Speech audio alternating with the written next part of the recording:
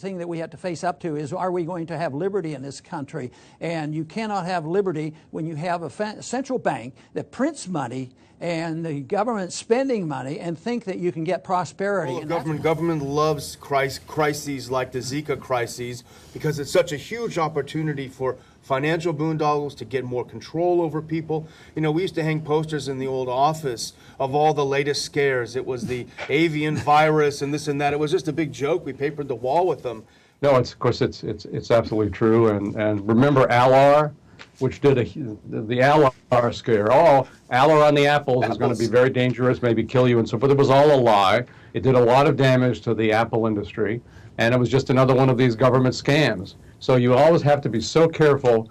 I think it's a good rule of thumb. Always assume the government is lying. I mean, the Federal Reserve has created trillions of dollars out of thin air.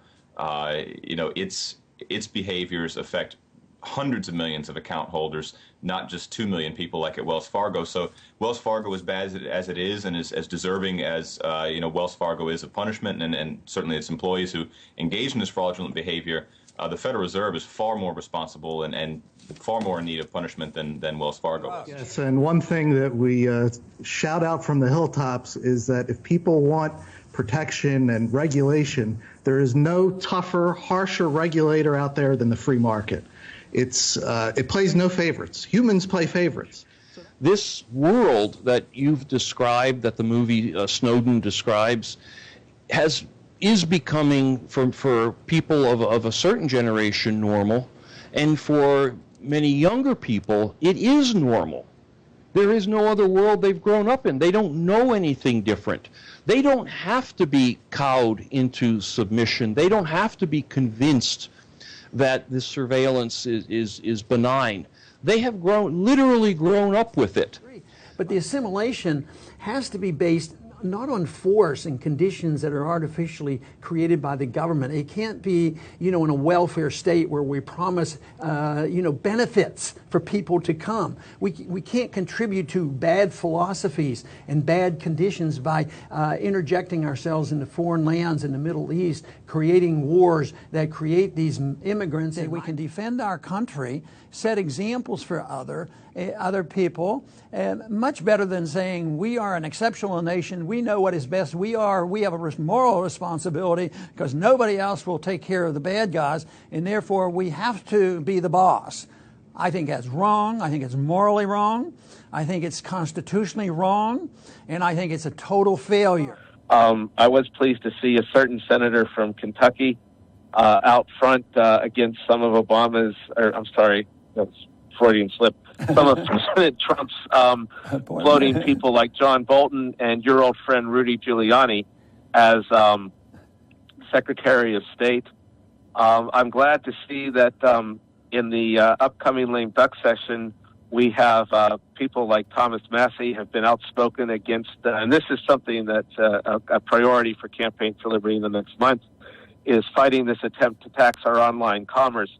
I feel comfortable that she was dishonest, though, and that she lied to me. She said she knew nothing about it.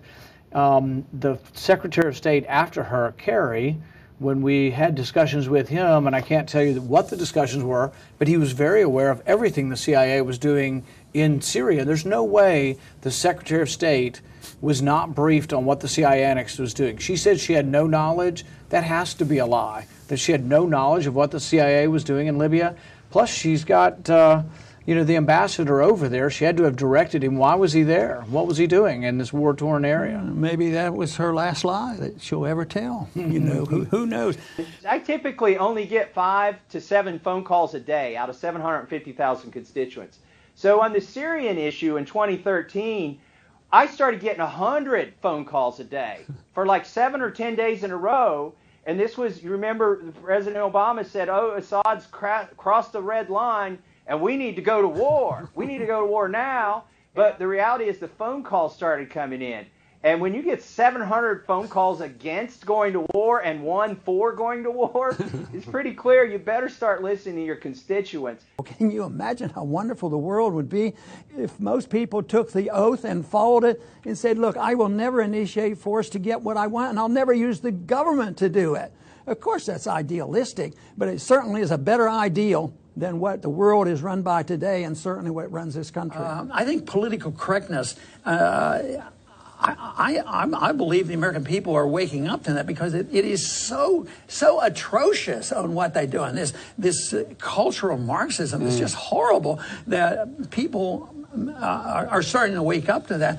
But of course, they're going to have to challenge the establishment in our universities, because they're the promoters of that. Yeah. It doesn't just pop up and the people say, well, what we need to do is have this great debate on who gets to go to which bathrooms. The people didn't care about that, and yet it was orchestrated through the media and through the professors, and people lose their jobs over it.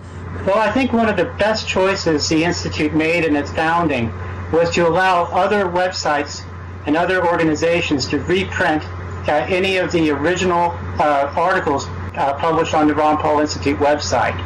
And as a result of that, when we put up an article, often it'll be republished on 2, 3, 5, 10 different websites, some of which have a larger reach than the Institute itself. So we're multiplying many times the ability of people to read the ideas coming out of the Institute.